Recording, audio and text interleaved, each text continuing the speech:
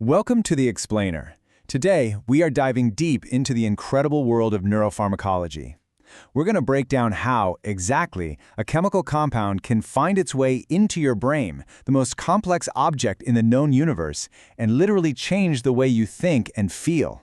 I mean, really think about that for a second. How can something so small have such a massive effect on your personality, your mood, your very consciousness? It sounds like magic, doesn't it? Well, it's not. It's science. And today, we're going to pull back the curtain and show you how it all works. All right, so to get how drugs work, we first have to get how the brain works.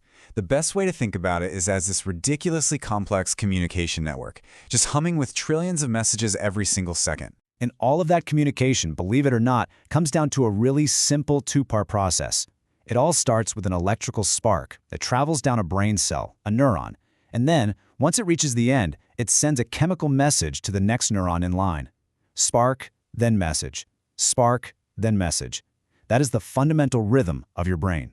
Okay, so let's zoom way in and take a closer look at that electrical spark first, because this spark is really the engine that drives the whole operation. It even has a pretty cool name. It's called the action potential. Basically, it's a wave of electricity, a super fast all-or-nothing flip in the neuron's electrical charge that just zips from one end of the cell to the other. And the spark isn't just a random jolt, it's created by this beautiful, precise, five-step dance. Now, I know this looks complicated, but stick with me. The main idea is just a simple chain reaction. Just look at step 2. A gate opens, and sodium rushes in, which creates that positive electrical spark. Then, for step 3, that gate closes, and another one opens, letting potassium rush out. The last 2 steps are basically just a cleanup crew, resetting everything back to the start. So, ions in, ions out. That's the pulse of the brain right there. So once that spark reaches the end of the line, it needs to give an order to the next neuron. And that order is basically one of just 2 things. It's either go or it's stop. A go signal, or an excitatory signal, tells the next neuron, hey, your turn, fire off your own spark.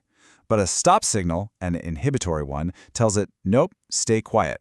Your thoughts, your feelings, your actions, it's all just a constant, delicate balance between these go and stop messages. So how does that go or stop command actually get from one cell to the next? Because, and this is key, they don't actually touch. There's this tiny, tiny little gap between them. And to get across that gap, the signal has to transform from electrical to chemical. And this is where our chemical messengers, the neurotransmitters, jump in. When that electrical spark hits the end of the neuron, it's like a starting gun that tells these little bubbles full of molecules to release their contents.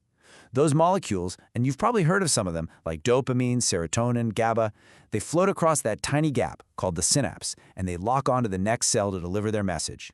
They are the brain's own personal courier service. And right here, this beautiful, delicate system of electrical sparks and chemical messages, this is where drugs get to work.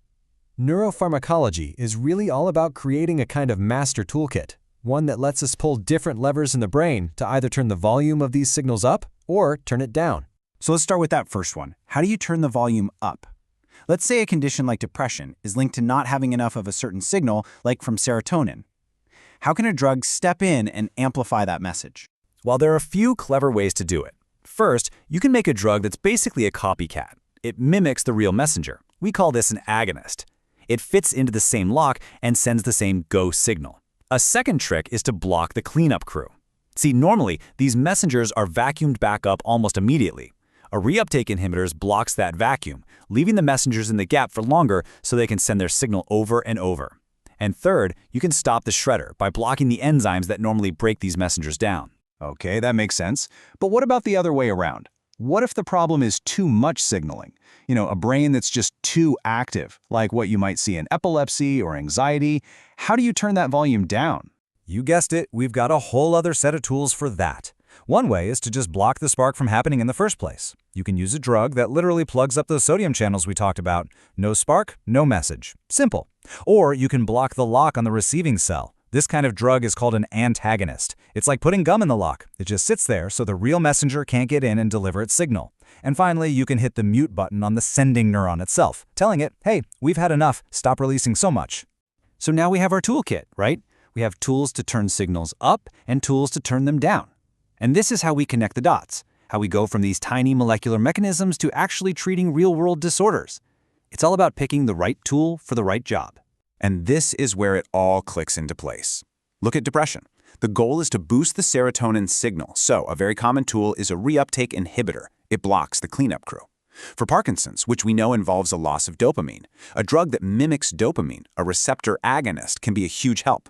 For epilepsy, where the goal is to calm things down, a drug that blocks the spark itself, a sodium channel blocker, can work wonders.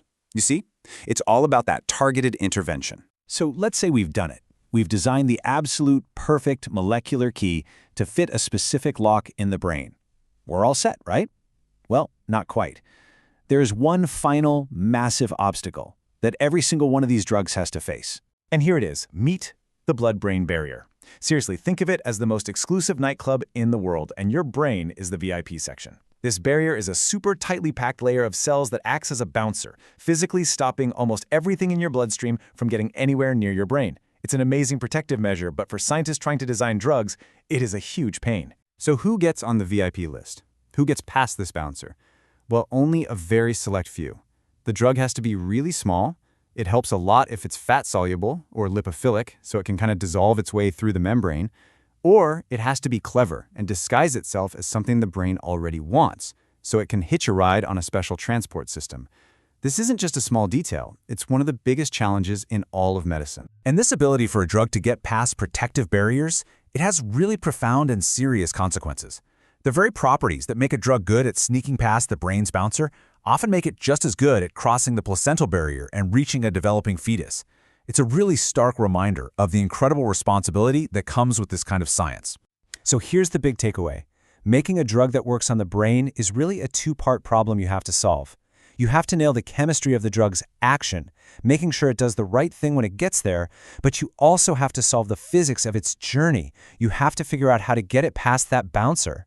Yeah, it all boils down to solving these two giant challenges. The first is what we call pharmacodynamics, what the drug actually does to the brain. You know, turning the right signal up or down.